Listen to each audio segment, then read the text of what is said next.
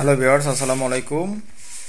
আজকে আমরা আলোচনা করব একবীজপত্রী ও দ্বিবীজপত্রীর পার্থক্য। একবীজপত্রী উদ্ভিদ ও দ্বিবীজপত্রী উদ্ভিদের কি কি পার্থক্য থাকে সেটাই আমরা আলোচনা করব। তাহলে এখানে বলা হয়েছে দ্বিবীজপত্রী উদ্ভিদ দুটি বীজপত্র বিশিষ্ট উদ্ভিদ। এসব উদ্ভিদ সপুষ্পক উদ্ভিদের একটি প্রাকৃতিক দল। একবীজপত্রী ও দ্বিবীজপত্রীর মধ্যে পার্থক্য নিচে দেখানো হলো।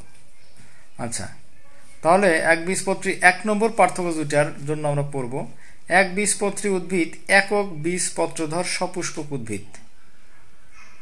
অন্যদিকে দ্বিবীজপত্রী উদ্ভিদের বীজে দুটি বীজপত্র থাকে, এদের দ্বিবীজপত্রী উদ্ভিদ বলে।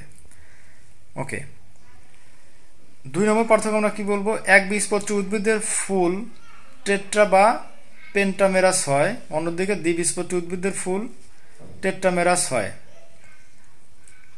তাহলে কি একবীজপত্রী উদ্ভিদের ফুল টেট্রা বা পেন্টামেরাস হয়, অন্যদিকে দ্বিবীজপত্রী উদ্ভিদের ফুল ট্রাইমেরাস হয়। আচ্ছা, একবীজপত্রী উদ্ভিদের পাতার সূক্ষ্ম শিরাগুলো জালের মতো সমস্ত পাতায় ছড়িয়ে থাকে। দ্বিবীজপত্রী উদ্ভিদের পাতার সূক্ষ্ম শিরাগুলো পাতার গোড়া থেকে মাথা পর্যন্ত সমান্তরালভাবে থাকে। আচ্ছা, তাহলে কি এই পার্থক্যটা আমরা আরেকটু বলি। একবীজপত্রী উদ্ভিদের পাতার সূক্ষ্ম শিরাগুলো জালের মতো সমস্ত পাতায় ছড়িয়ে থাকে, আর দ্বিবীজপত্রী উদ্ভিদের পাতার সূক্ষ্ম শিরাগুলো পাতার গোড়া থেকে মাথা পর্যন্ত সমান্তরালভাবে থাকে। আচ্ছা, একবীজপত্রী উদ্ভিদের প্রধান মূল থাকে, অন্যদিকে দ্বিবীজপত্রী উদ্ভিদের গুচ্ছ মূল থাকে। তাহলে একবীজপত্রী উদ্ভিদের কি থাকে, কি মূল থাকে? প্রধান মূল। আর দ্বিবীজপত্রী উদ্ভিদের হলো গুচ্ছ মূল। নারিকেল, তাল, সুপারি, ধান, গম, ভুট্টা একবীজপত্রী উদ্ভিদ, অন্যদিকে ছোলা, মটর, সিম প্রভৃতি দ্বিবীজপত্রী উদ্ভিদের। আচ্ছা, এইটা যদি আমরা একটু বলি